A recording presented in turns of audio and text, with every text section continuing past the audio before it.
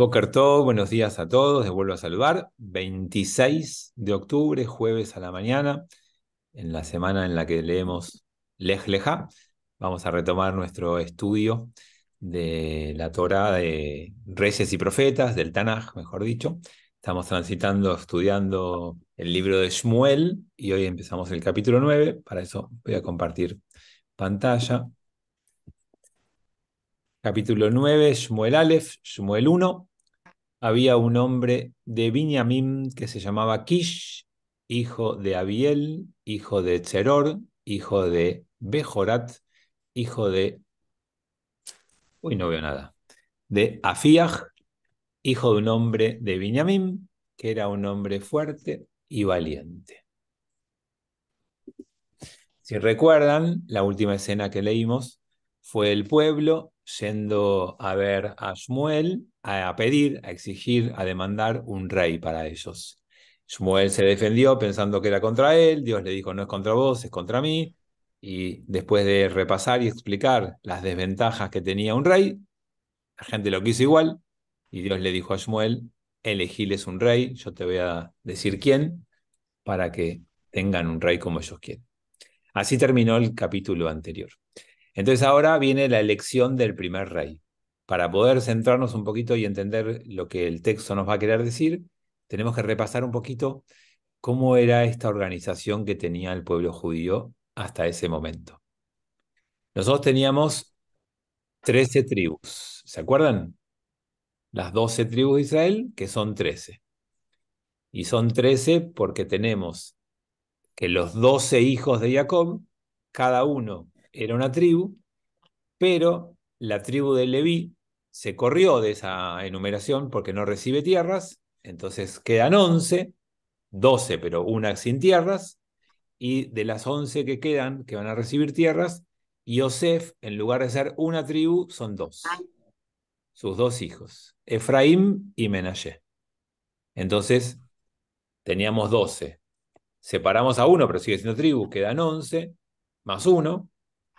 Sacamos a Yosef, 10 más 1, sumamos a los dos hijos de Yosef, 12 más 1. Esa es la composición que tenemos ahora de la continuidad del pueblo judío. De las 13 tribus, una ya tiene un rol, que es la tribu de Leví, que es el poder eclesiástico, es el poder espiritual, el culto, que es la tribu de Leví. Entonces nos quedan 12. Una de las 12 tribus debe conducir políticamente al pueblo de Israel. Y acá empieza el primer conflicto. ¿De qué tribu va a ser la persona que va a conducir políticamente a Israel? Entonces, habría varias opciones. Una primera opción es el primogénito de Jacob. ¿Qué otra opción Rubén. podría haber? Rubén. Ese es el primogénito de Jacob, claro. Esa es una opción. ¿Qué otra opción podría haber? ¿Qué otra lógica? No, no que nombre. ¿No? ¿Qué otra lógica podría haber que no sea el hijo primogénito? De José, que fuera de la Los, tribu de los José, hijos, ¿Por de qué, alguna... Yosef? los hijos de Rachel. O sea, el primogénito de la mujer amada, para que vayamos al concepto. O sea, en lugar de ser el primogénito, que sea el primogénito de su mujer amada, que como ustedes dijeron recién, como dijo Anita, es Rachel. ¿Y ese quién es el primogénito? Lo dijo recién Andrés. Ese es Yosef. Ahora, Yosef, pero Yosef no está porque están sus dos hijos en reemplazo. podríamos decir que Yosef ya tuvo un privilegio porque heredó doble. Heredó, Claro. en lugar de ser una sola tribu, es dos. Entonces, podría ser Yosef. Hoy es el aniversario de la muerte de Yosef. De Rachel, el 11 Ah, de Heshvan. de Rachel. Ok. Entonces, de Yosef heredó doble. Entonces, ¿de quién podría ser? El primogénito de Yosef. Benjamín. Bueno, ¿del primogénito de Yosef o de Benjamín? El primogénito de Yosef era Menashe. Acuérdense que lo nombra primero el más chiquito, Efraín Menashe, pero ya tuvieron un privilegio, porque Yosef, en lugar de heredar una sola porción, hereda doble. Entonces, por eso Anita tal vez dice Binyamin, porque Binyamin es el segundo hijo No. de Jacob con su amada Rachel. Entonces, esta línea que vamos a leer ahora es la que entiende que los privilegios, las mejores cosas son para los hijos de la mujer amada de Jacob. Ahora sí, Tomás, habías pedido la palabra. No, no, ahora ya contestaste. No, yo pensé que prevalecía a lo mejor la idea a través de las tribus y no de prioridad para elegir al rey. O sea, ¿cuál sería la tribu que tendría que tener el privilegio? Claro, ¿y cómo elegís qué tribu? ¿Estamos hablando de Por eso? ejemplo, dos opciones. Una, eh, los Levis se supone que estaban por arriba en algún sentido, aunque solamente a lo mejor en el sentido religioso, pero a lo mejor se inclinaba por ese aspecto. Y el otro sería, eh, entre comillas, democrático, que hubiera rotativo, o sea, que se decidiera que cada vez sería otro. Ahora, ¿cuál sería la primera? Volvemos a lo mismo. Espera. Primero, lo de Levi lo expliqué al principio. Dije, la tribu de Levi recibió el mandato de conducir al pueblo espiritual o religiosamente. Tenían el monopolio del culto. Ya está, esa tribu ya tiene un privilegio y ya tiene una tarea y una función. Respecto al otro, no nos olvidemos que no estamos hablando del siglo XXI, estamos hablando de hace 3000 y pico de años. Entonces, conceptos como democracia no existen en el mundo. Digamos, acuérdense que las ideas democráticas aparecen por primera vez hace 300 años, 200 años. O sea, no son ideas de aquel momento. En aquel momento, Pero vos, privilegios. te interrumpa, vos siempre decís que el texto demuestra que es innovador y que se adelanta a la época. No, uno puede extraer de algunos Es- conceptos, ideas, pero no prácticas innovadoras. O sea, no practican cosas que en la antigüedad eran impensables y ya las hacen. O sea, no vemos gente con teléfonos celulares en la Torá. Sería como en el campo de las ideas. Sí puede haber como que la mujer tiene derechos. Podés encontrar en el texto que la mujer cuando se divorcia tiene que tener una herencia y una solvencia económica que da el marido. Y existe el divorcio. Pero después la mujer en la práctica está sometida al poder del hombre porque estás en la época. Está claro que los comportamientos son de época. Entonces puede haber que las ideas de los textos te cuiden a los esclavos, pero había esclavos. ¿Se entiende? Es como, entonces puede haber ideas democráticas, hay un autor que se encarga de mostrar cómo la democracia y el liberalismo son muy compatibles con las ideas de la Torá.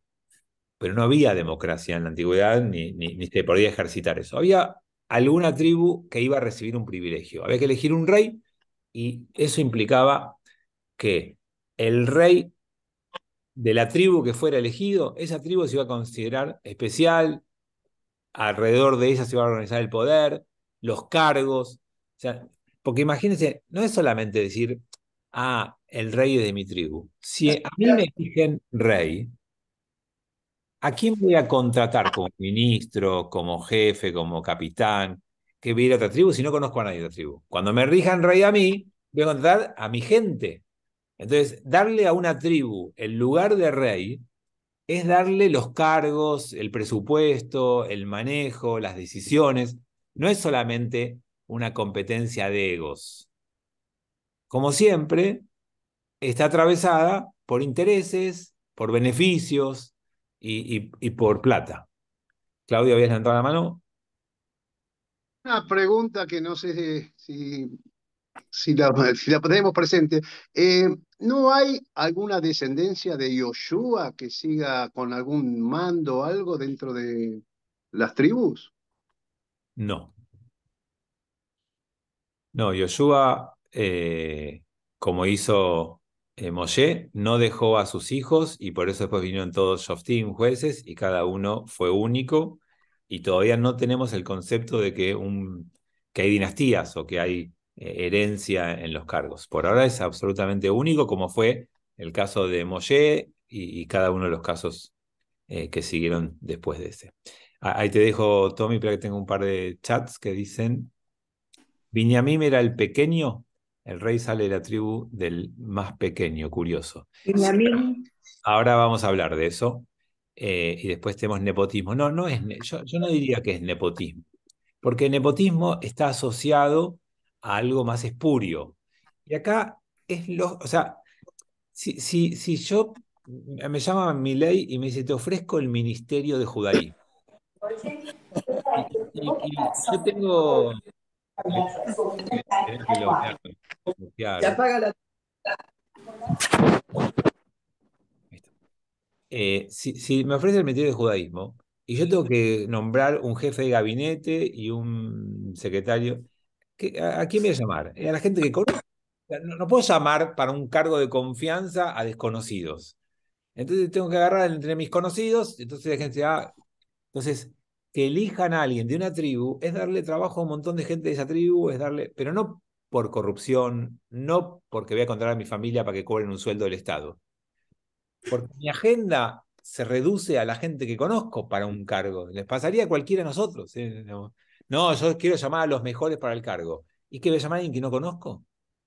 Que puede ser un profesional con el recorrido académico, pero no ético o no moral, o no tengo confianza, o no tengo...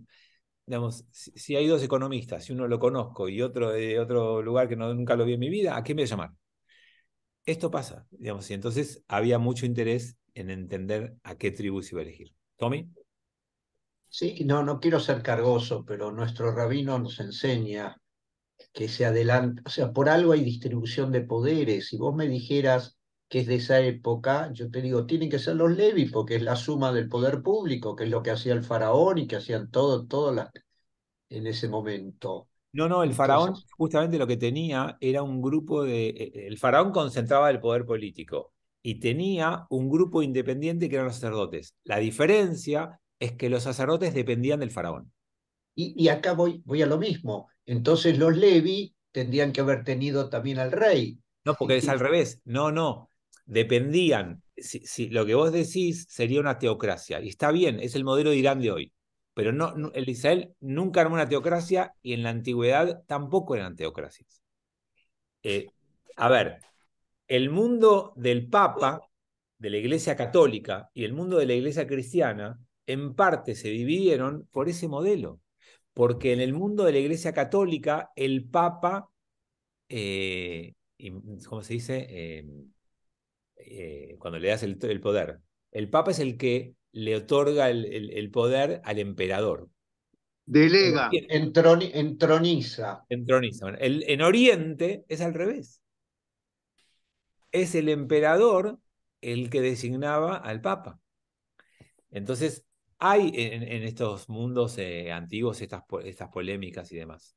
En el mundo judío, cuando Moshe recibe la conducción política del pueblo judío, que es cuando empezamos a organizarnos, Aarón, el segundo, el que no tenía de importancia, porque el que habló cara a cara, el que inició la salida de los judíos de Egipto fue Moshe. Aarón va a ser el religioso. Entonces es como que ese modelo queda, tiene que haber una conducción política y tiene que haber un acompañamiento religioso. Y el que realmente conduce es el político, en ese modelo que estableció Moshe y Aarón. Sí, Claudio ya me llamó Milei y le dije que lo consulto con mi gabinete, que son ustedes, y le contestó. Así que después analicemos un poquito qué le digo o cuánto le pido. Bien, vamos entonces, armamos que podría ser el mayor, Rubén, podría ser Binyamin, porque es el que nos queda de la mujer amada como privilegiado, y la otra alternativa es que podría ser de la tribu que mejor se portó hasta hoy, que sea un premio a la tribu o al hijo de Jacob que mejor se comportó. Y si ustedes recuerdan, Rubén, que es el primogénito, fue un desastre. Rubén se acostó con la nodriza de Rachel, cuando Rachel se murió, se apuró a tomarla como mujer para que Jacob no vuelva con esa mujer y su mamá se beneficie, pero le faltó el respeto al padre porque tomó una mujer del padre y se acostó con ella. Entonces Rubén queda descartado porque tuvo un comportamiento complicado. Shimón y Leví también, y son criticados por Jacob en la última bendición, porque son los que mataron a espada a todo el pueblo de Hamor, que son los que violaron a Dina. ¿Se acuerdan que el príncipe de Hamor violó a Dina? Y entonces a partir de ahí hubo una venganza de los dos hermanos, y Jacob quedó muy mal con lo que ellos hicieron porque dice que los expuso a que cualquiera venga y los mate a todo el pueblo judío y desaparezca recién cuando estaba empezando. Así que también Shimón y Leví son un problema. Y nos queda el cuarto. Rubén, Shimón, Leví y Yehudá. Entonces podría ser Yehudá. Y además Yehudá tiene otro mérito. Hay dos judíos que se portaron bárbaro.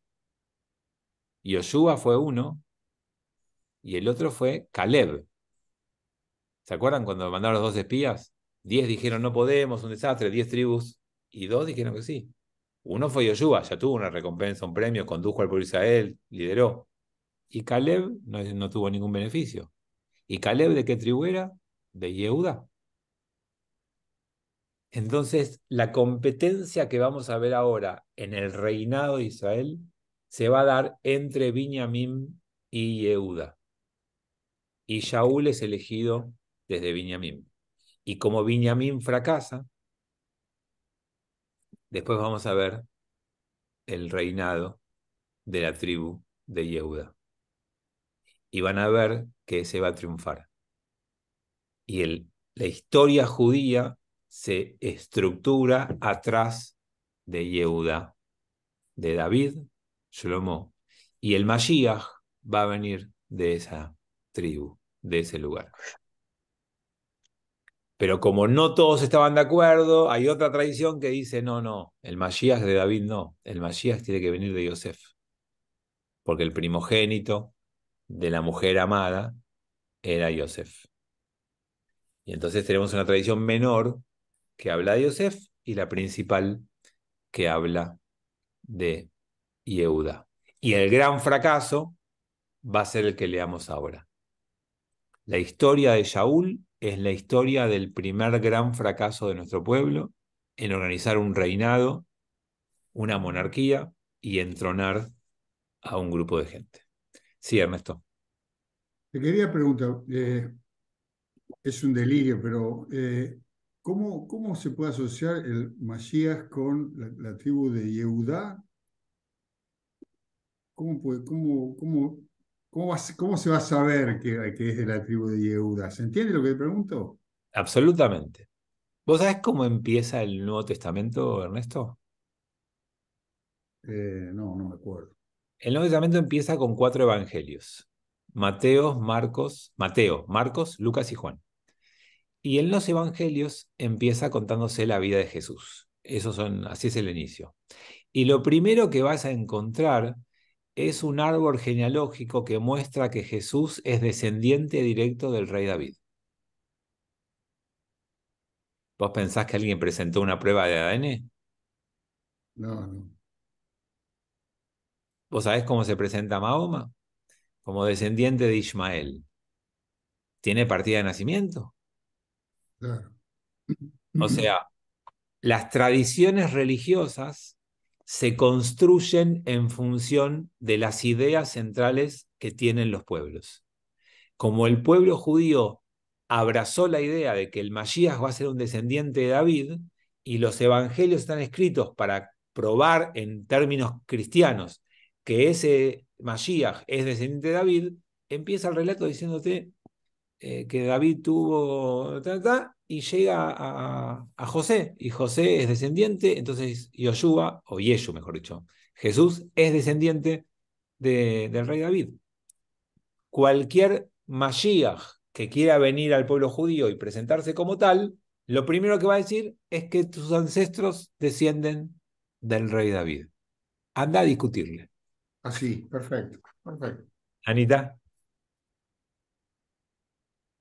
Yo quería decir que en realidad eran judeo-cristianos. Los primeros en realidad eran judíos que pensaban que había llegado el Mesías, por eso tuvieron que armar todo ese árbol genealógico. Yo creo que los cristianos de ahora ni saben que los judíos siguen esperando un Mesías o que por eso Jesús tenía que tener toda esa justificación. A mí me parece que se armó esa justificación en ese primer siglo I, porque en realidad eran judíos que pensaban, que creían en la llegada del Mesías. Si no, ahora no sería necesario.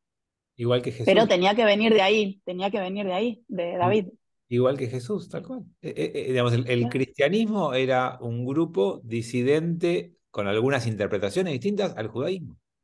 Jesús dijo, Claro, eran judíos que creían en la llegada del Mesías y empezaron a evangelizar que ya había llegado, pero después se armó el catolicismo, lo armaron los romanos en realidad, pero pero espera, ellos eran judíos. todos los judíos esperaban la llegada del Mesías en esa época, no Sí, solamente pero eso. algunos por ahí no creían que Jesús lo fuera, y Claro, este exacto. grupito sí, Eso es lo que y diferenció. tuvieron una gran marketing y prensa, un Hay, publicista increíble. hay una cita en el Nuevo Testamento que es genial, que es Jesús diciendo, yo no vine a cambiar ni una jota de la Torá. Yo vengo a que se cumpla la Torá, yo soy quien vino a que la Torá se cumpla.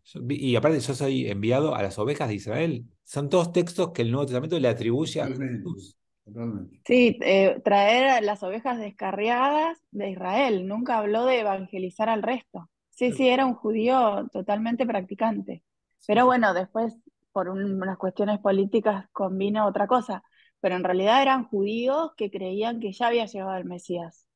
Por eso es, para mostrar a Ernesto, que los judíos siempre creyeron y creemos y seguimos creyendo que el Mashiach tiene que descender de esa tribu por lo que, o sea, el origen de lo que existe hasta el día de hoy lo vamos a estudiar en las próximas semanas cuando avancemos y sigamos leyendo el reinado de Shaul primero y el de David y Shlomo después y cómo se establece este mandato a perpetuidad que nos afecta hasta el día de hoy.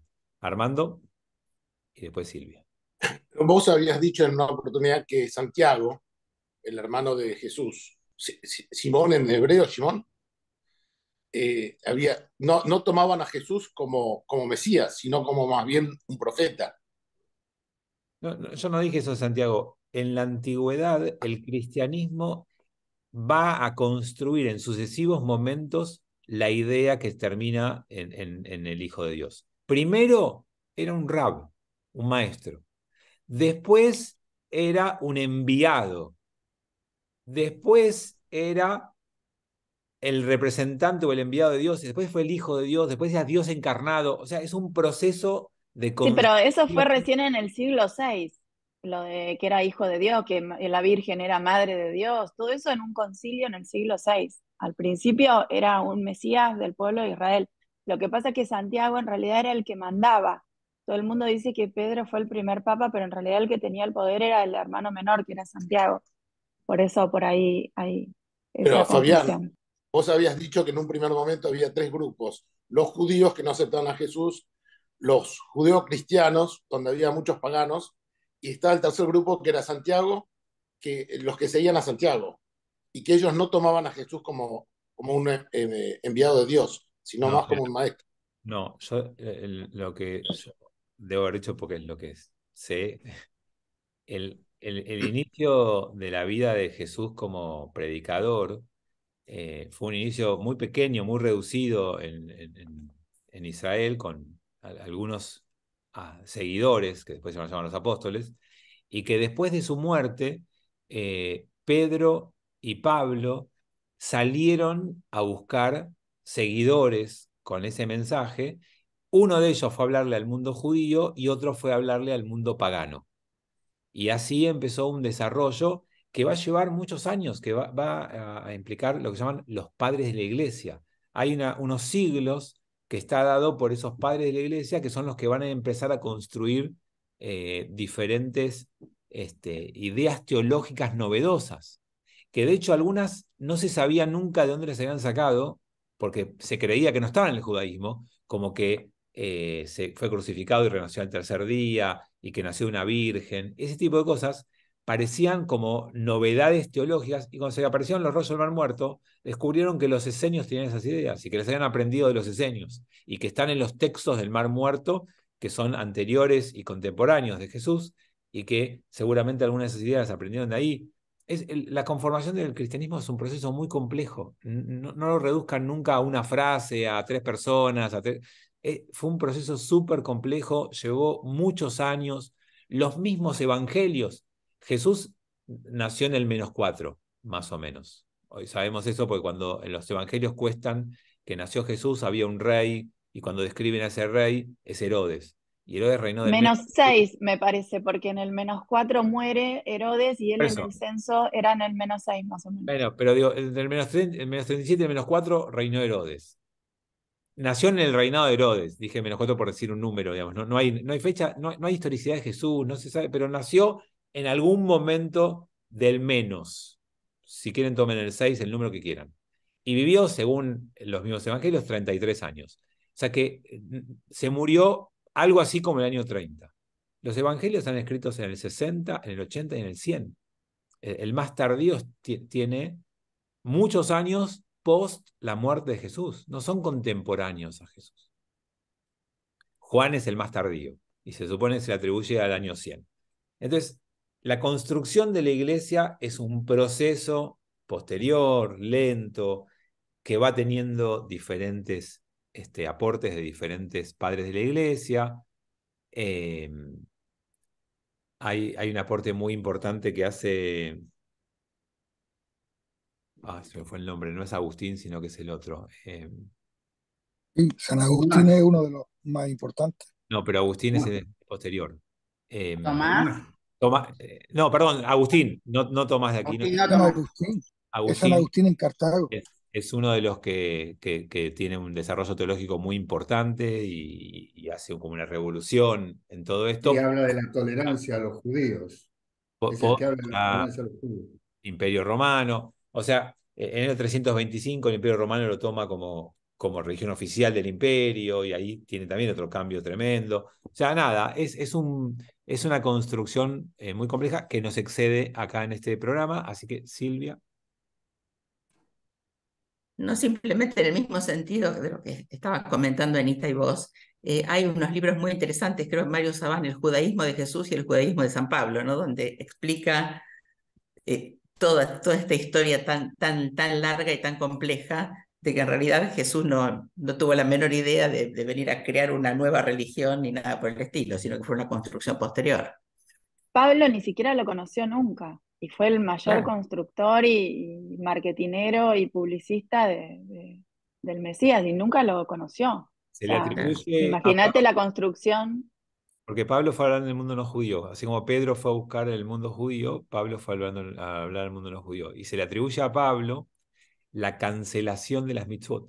La idea de que Jesús con su muerte nos eximió del yugo de la Torá y nos liberó de ese cumplimiento, se atribuye a una idea de él. Digo, se atribuye, nadie sabe quién dijo esa idea, pero se le atribuye a él. Y ese fue para mí, el gran cambio que le permite al cristianismo masificarse en un mundo pagano. Era imposible que vos vayas a un mundo pagano y le digas, tengo una idea, una ideología, una religión que es espiritual, que es hermosa, que te va a encantar, que te sumes, pero ¿sabes qué? Cortátela, cumplí Kashrut, cumplí Shabbat, pagá el 10%, tenés toda la vida ordenada. Y decís, sí, está bien, te felicito, que te vaya bien. O sea, hay seguramente en la cancelación de las mitzvot, que la palabra cancelación no sea la mejor, en la anulación de las mitzvot, haya ahí parte del secreto del éxito de esta cruzada, bien utilizado el término. Ahí te dejo, Armando. Nosotros decimos que somos discípulos del rap, Fabi. Sí, te va a abrir muchas puertas. La puerta del baño te va a abrir para que vayas siempre. No se hagan ilusiones, no vamos a conseguir ni un ministerio de judaísmo en el gobierno de Milei. El mundo quiere ser engañado, luego que se le engañe. No, no es engaño esto. Nosotros necesitamos que las cosas entren dentro de una lógica que nos permita sentirnos cómodos. Todos construimos esto. Cuando uno educa a un hijo, cuando uno construye una familia, también hay ciertas épicas, hay ciertos relatos, hay ciertas construcciones posteriores. Uno después dice, no, al hijo, lo que pasa es que yo elegí este colegio porque quería que transmitirte, y capaz que lo elegiste porque la cuota era barata o porque te quedaba cómodo llevarlo cerca, pero todos armamos después una construcción para darle a nuestro relato de vida un sentido. Lo hacemos todos. Y que uno busque que quien se presente como líder y conductor pertenezca a una tribu o a otra, es porque al elegir eso está transmitiendo valores determinados, que es lo que quiero que discutamos ahora. O sea, hay algo ideológico atrás de estas decisiones.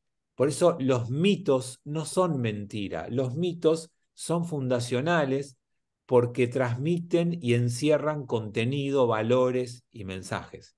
Entonces, cuando elijo contar un mito y no otro, no estoy mintiendo.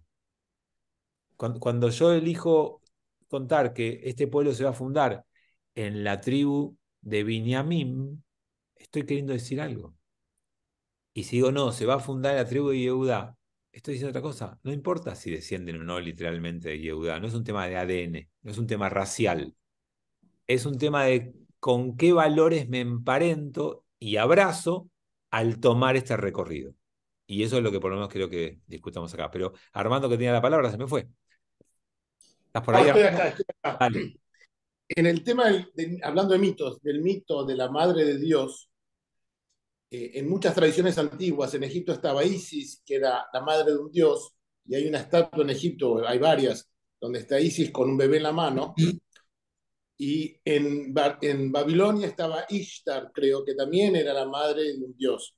O sea, creo que tal vez la idea de madre de Dios surge también de tradiciones antiguas, no judías, que era, y tal vez en todas las tradiciones hay una madre de Dios. Sí, la novedad, Armando, no es esa. La novedad es que era virgen. Todas las madres de la antigüedad habían concebido con algún dios para parir a sus hijos. Es cierto lo que vos decís. Los dioses de la antigüedad nacían de madres que habían tenido sexo con otros dioses. La novedad, que se creía que era original del cristianismo, es que esa madre era virgen. Bueno, siempre nuestra madre es virgen. En la psiquis de una persona, la madre de uno es pura y virgen. Las demás serán otra cosa, pero Sí, la mía no. Eso es cierto en nuestros casos personales. Y en el caso mío es más que No, no, cierto. pero digo, desde el inconsciente o desde lo No, yo te personal, entiendo, pero no todos hay. pensamos que nuestra madre es pura. Pero Armando, no hay mitos teológicos antiguos que digan eso. Bueno, Y eso, dice el Evangelio que fue la semilla de Dios. pero, Ahí perdió la virginidad. lo que estamos diciendo es que eso es lo que yo quise decir antes, que es original del cristianismo, que no estaba en otros pueblos. No que una madre tenga al Dios, sino que esa madre sea virgen. Anita. Sí, no quiero robar más tiempo a la clase, pero Isis también era una diosa. Y por otro lado, en ese concilio lo que quedó así que algunos de hecho se fueron re enojados porque no querían como aprobarlo, fue que como primero que era lo de pura y virgen era una mala traducción, en realidad tenía que ser pura, no virgen. Después se tradujo al latín y no sé qué pasó y quedó No, como virgen, no, pero no perdón, era no, lo que no es decían pura, los... no, es joven o doncella, no es pura. La Sí, palabra en bueno, pura hebreo de corazón, es, una cosa así. no, es la palabra en hebreo que confunde, es que la misma palabra en hebreo se puede traducir como joven o como doncella. Joven es joven y doncella, en una de esas acepciones, es que no tuvo relaciones sexuales. Esta cita es del profeta Isaías. Y la Iglesia Católica va a traducir esa palabra de joven o doncella como virgen. Como virgen. El pueblo Y judío otra cosa, la tradujo como joven. es que al hacerlo a Jesús, ya no como Mesías, sino como Dios hecho hombre, ahí se armó el conflicto de que si María era la madre de ese Dios hecho hombre, tendría que ser la madre de Dios. Y ahí es que algunos dijeron, no, hasta acá llegué, esto no lo voy a aprobar, ese concilio fue medio un desastre, pero quedó aprobada como que María era madre de Dios. Y decían, bueno, pero antes no había Dios, como María, que nació en tal año, va a ser, y bueno, fue un lío bárbaro, pero hasta ese momento nadie se había animado a decir que María era la madre de Dios, hasta ese concilio que creo que fue en el siglo VI. Y cuando aprobaron O ese sea que, concilio, después tuvo que surgir una idea más, que es la del 8 de diciembre. Porque cuando ¿qué? llegaron a eso, ¿qué? Y entonces a María la concibieron en una relación sexual eh, podrida, entonces aparece Salvaje, la, salvaje. el 8 de diciembre, ¿qué es?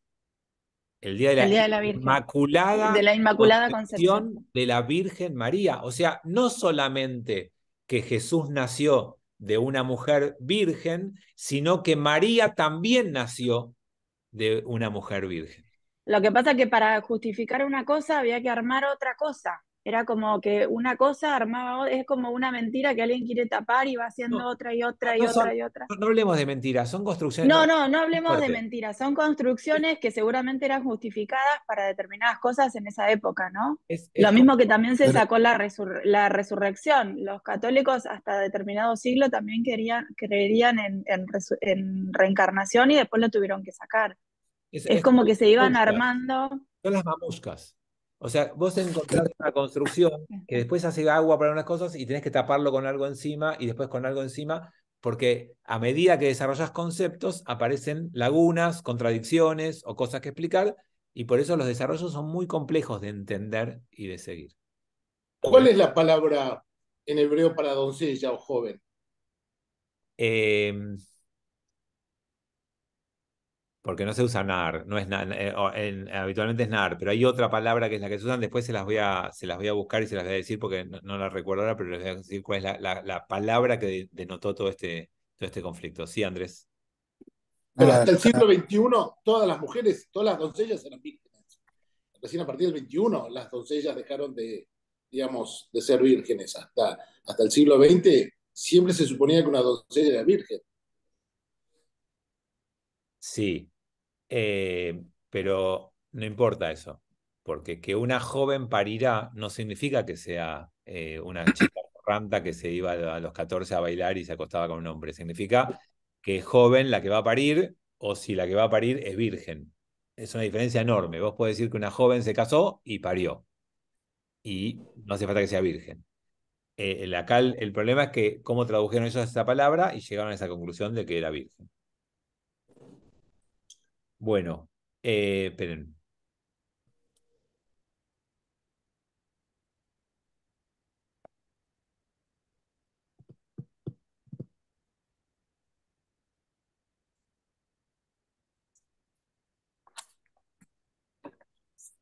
Pero además, ¿por qué sería virgen si estaba casada, no? O sea, yo me lo pregunto como católica, o sea, ¿por qué? Si se casaban y para consumar el matrimonio tenían que tener relaciones, Fabio, no, me equivoco. no, ¿Por qué no, meses casada y era Anita, virgen? No tiene ningún Anita, sentido ni, no sé. Anita, estaba prometida con José. Como lo cuentan los cristianos, es que María estaba prometida con José. Ya habían hecho las tratativas, habían, digamos, firmado entre las dos familias el contrato de matrimonio, pero no vivían juntos. Todavía no se había hecho la boda, no vivían juntos. Eso es lo que cuenta la Iglesia Católica.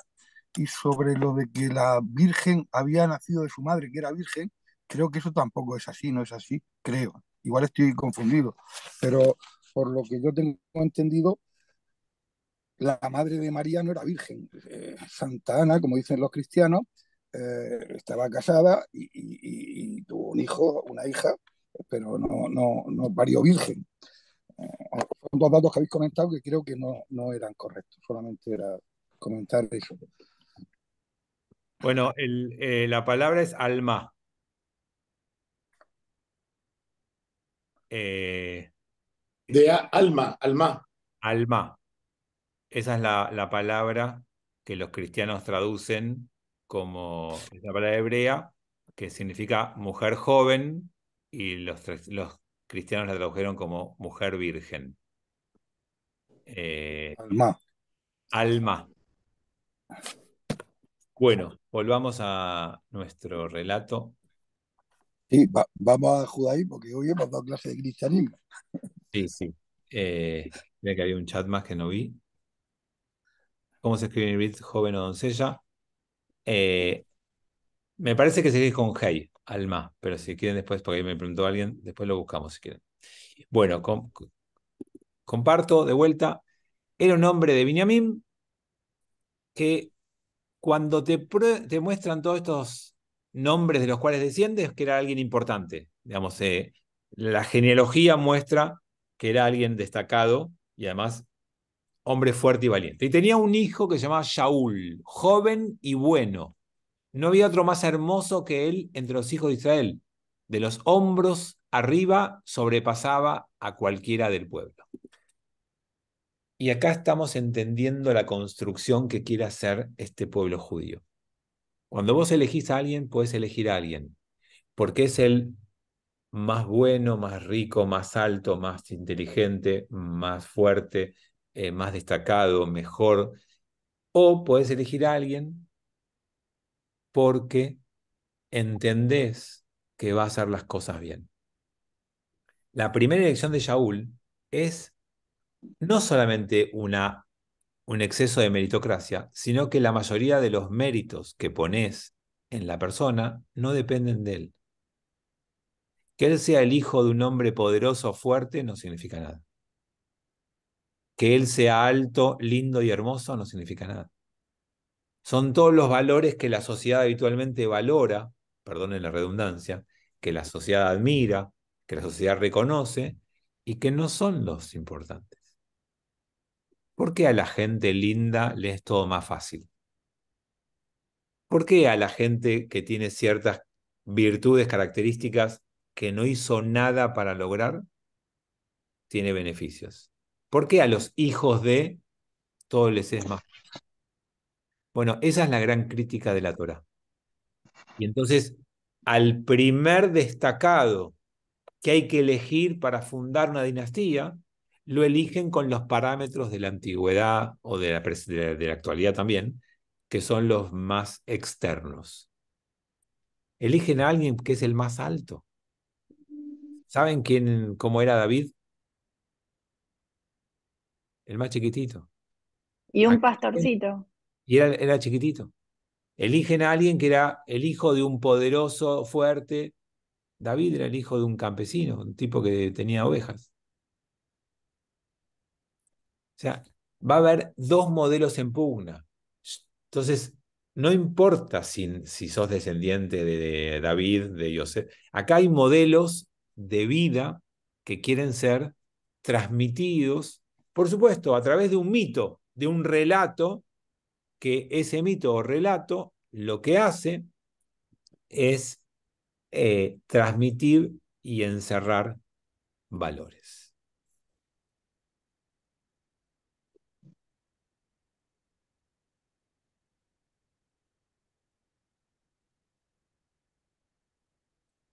Bueno, bien. No quiero volver al tema, ya está, ya pasó. Ese es otro tema, no sigamos dando vuelta. Entonces, eligen a esta persona y se habían extraviado las asnas de Kish, el padre, por lo cual dijo Kish a su hijo Shaul: toma ahora contigo uno de los jóvenes, levántate y ve en busca de las asnas. ¿A qué le hace acordar esto?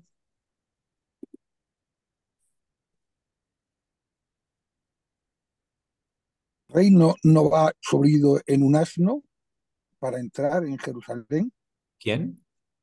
Los reyes, para entrar en Jerusalén como rey, tenía que subirlo en el asno. Pero Me todo suena a mí eso, algo que... todo eso es posterior. No, algo anterior. Tenemos que ir a la Torá y A la acordarnos. entrega de la Torá, de las tablas. ¿Por qué?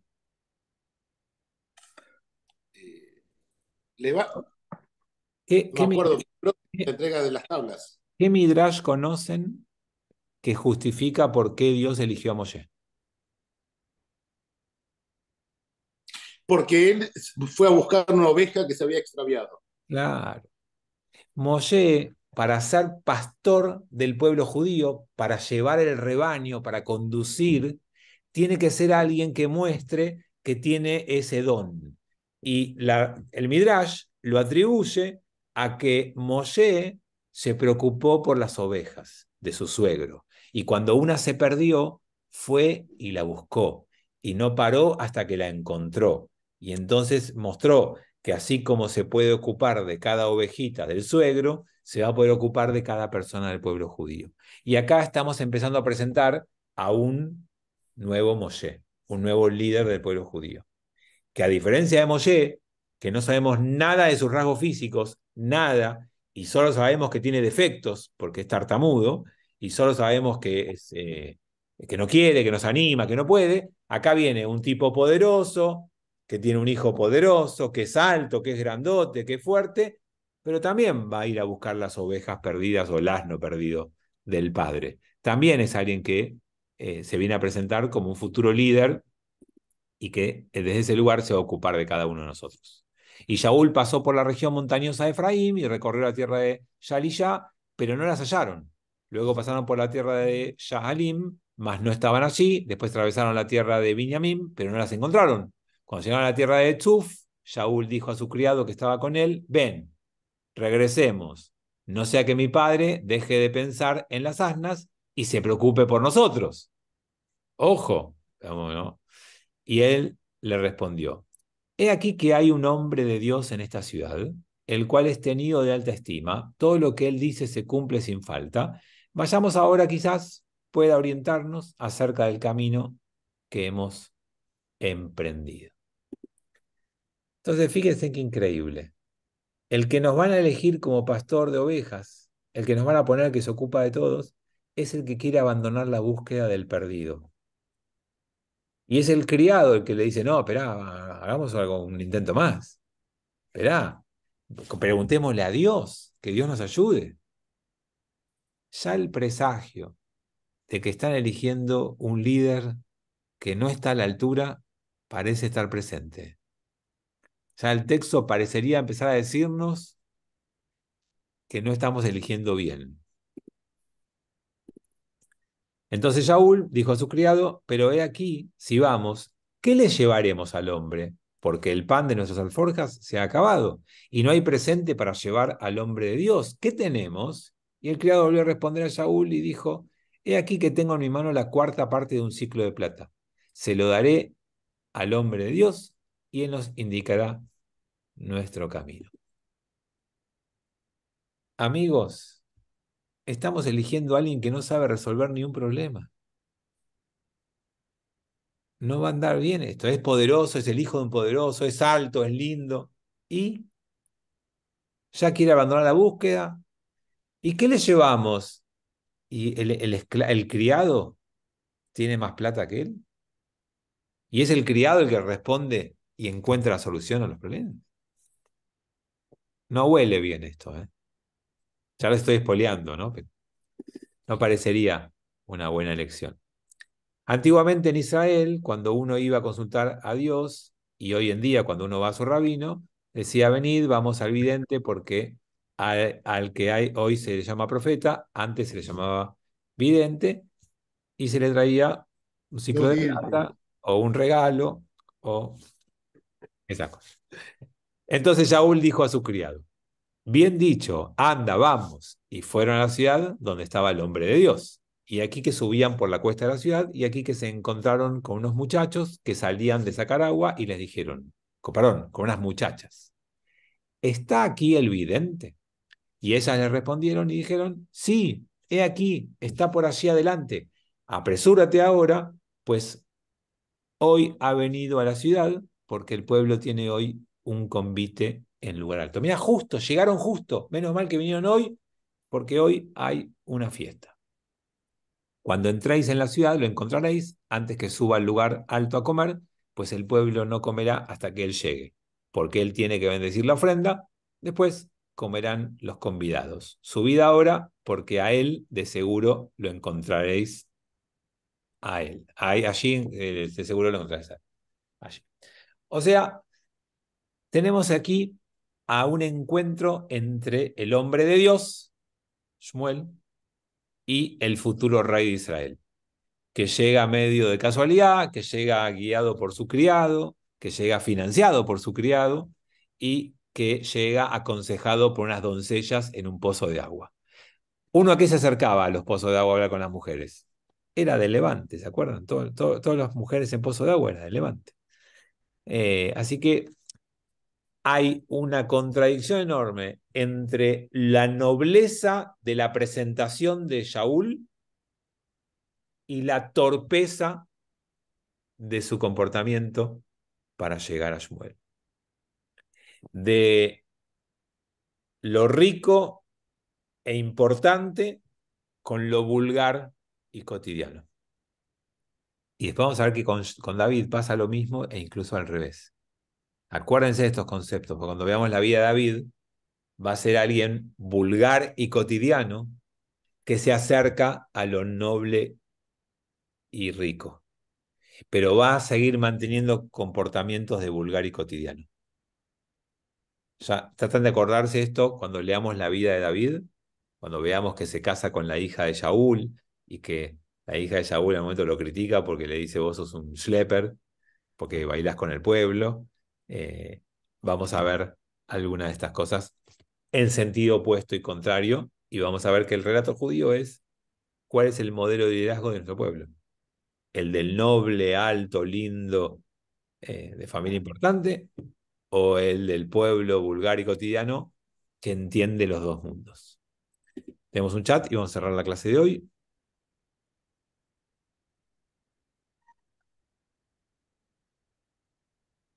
O sea que lo innato vale más que lo adquirido. No, exactamente el mensaje va a ser el opuesto. Lo innato no tiene ningún valor. Lo que tiene valor es lo adquirido. Nadie en el pueblo de Israel va a destacarse por lo innato. Por eso no es el primogénito, por eso no es el hijo de él, sino es siempre el que adquiere mérito, fuerza, valor propio. David va a ser David, no por donde nació, no por las características físicas con las que trajo, sino porque le derrotó a Goliat y porque condujo al pueblo de Israel. Esto es una... fue un comentario sobre lo anterior. No entendí esto. No, claro que me llama la atención que el 9 está entre paréntesis, parece como una nota al pie, es rarísimo. Sí, Es pero eso como lo que hace... alguien después se agregó. No, el traductor le hace eso. El traductor que traduce el texto le agrega esos paréntesis para contarte que es como un comentario al pasar. Pero es una interpretación de traducción. Parece una obra de teatro de Shakespeare o Molière. A ver, porque Anita, y con esto cerramos el encuentro de hoy. Porque se acuerdan que siempre los criados eran los que salvaban las situaciones y armaban todas las cosas y eran como los astutos, digamos, de las obras, tanto de Shakespeare como de Molière. Me hizo acordar un montón. Siempre eran los que tenían los planes para Claro, salvar o para... pero en este caso no te olvides que yo les vengo anticipando que esto es crítico. Todo esto es para poner a alguien que no va a hacer las cosas bien. Es como una visión crítica. Bueno, amigos. Esta tarde, perdona, Rap, esta tarde sí hay Sefer Smot, ¿no? Sí, sí, por supuesto. A las 6. Nos vemos o a la tarde, o nos vemos mañana en Kabbalah Shabbat, o nos vemos en Shaharit, o nos vemos el jueves que viene. Que termine bien el día. Gracias. Buenos días, Buen día. gracias. Gracias, Un abrazo. Gracias.